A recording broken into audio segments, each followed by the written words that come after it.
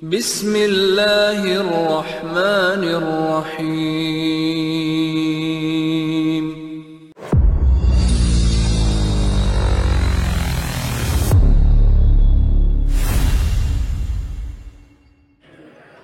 প্রিয় বন্ধুগণ, আসসালামু আলাইকুম। আপনাদের জন্য আজকে আরও নতুন একটি ভিডিও নিয়ে আসছি।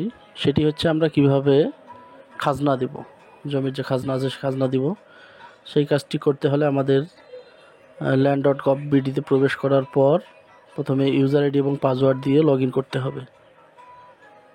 লগ ইন করার পরে যে কাজটি করতে হবে সেটি হচ্ছে যে ভূমি উন্নয়ন কর যেখানে আছে এইখানে ক্লিক করতে হবে।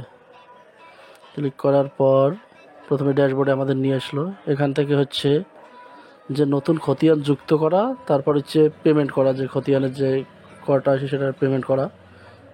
যদি নতুন খতিয়ান কেউ রেজিস্ট্রেশন করতে চায় তাহলে খতিয়ান রেজিস্ট্রেশনের এখানে যাওয়ার পর এই যে নতুন খতিয়ান যুক্ত করুন, নতুন খতিয়ানের তথ্য প্রদান করতে এখানে ক্লিক করুন। এই বাটনে ক্লিক করতে হবে আমাদের। এখানে করার পর প্রথমে বিভাগ, জেলা, উপজেলা, মৌজা, জমির ধরন এগুলো সব দিতে হবে আমাদের। দেওয়ার পর যে খতিয়ান নং আছে খতিয়ান নং দিতে হবে। হোল্ডিং নং, হোল্ডিং নংটা হচ্ছে যে খতিয়ান নাম্বার যদি মনে করেন 100 হয় সেক্ষেত্রে হোল্ডিং নং হবে 99, মানে 1 অক্ষর কম হবে। এবং যে সংযুক্তির এখানে ক্লিক করে আমাদের যে খতিয়ানটা প্রথমে স্ক্যান করে নিয়েছি সেই খতিয়ানটা এখানে সংযুক্ত করে দিতে হবে। এরপর মালিকানার ধরন, যেটা নিজস্ব মালিকানা না উত্তরাধিকার সূত্রে মালিকানা, এইখানে যদি নিজস্ব হয় তাহলে নিজস্ব দেওয়ার পর এখানে সংরক্ষণ করতে হবে। সংরক্ষণ করার পরবর্তীতে উপজেলা ভূমি অফিস থেকে ফাইলটি যখন অনুমোদন হয়ে যাবে তারপর হোল্ডিং তালিকায় গিয়ে আমাদের এই টাকাটা পেমেন্ট করতে হবে।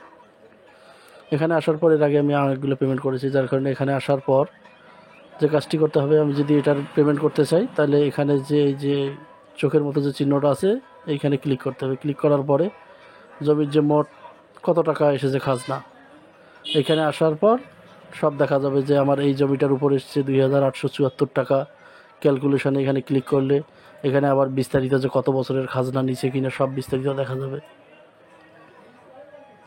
এখানে দেখার পর যদি আমি এটার খাজনা দিতে চাই তাহলে এখানে এই যে পেমেন্ট LSG আছে যে অপশনটা এখানে ক্লিক করতে হবে। ক্লিক করার পর এটা হচ্ছে অনলাইনে পেমেন্ট, পেমেন্ট করুন। এই পেমেন্ট বাটনে ক্লিক করার পর এখানে নগদ, বিকাশ, চালানের মাধ্যমে পরবর্তী আমরা যে টাকাটা আছে এটা দিতে পারি।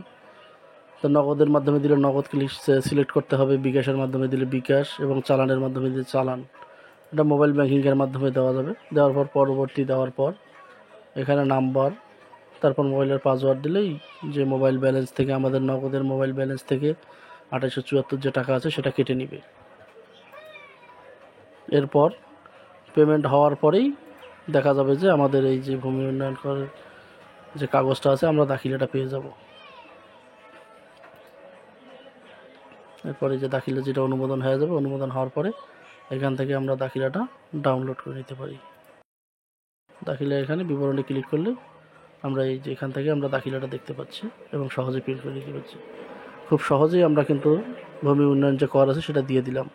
এরকম আরও অন্যান্য সকল সমস্যার জমি সংক্রান্ত যত সমস্যা আছে সবগুলো জানতে আমার চ্যানেলটির সাথেই থাকুন এবং সাবস্ক্রাইব করুন। ধন্যবাদ সবাইকে।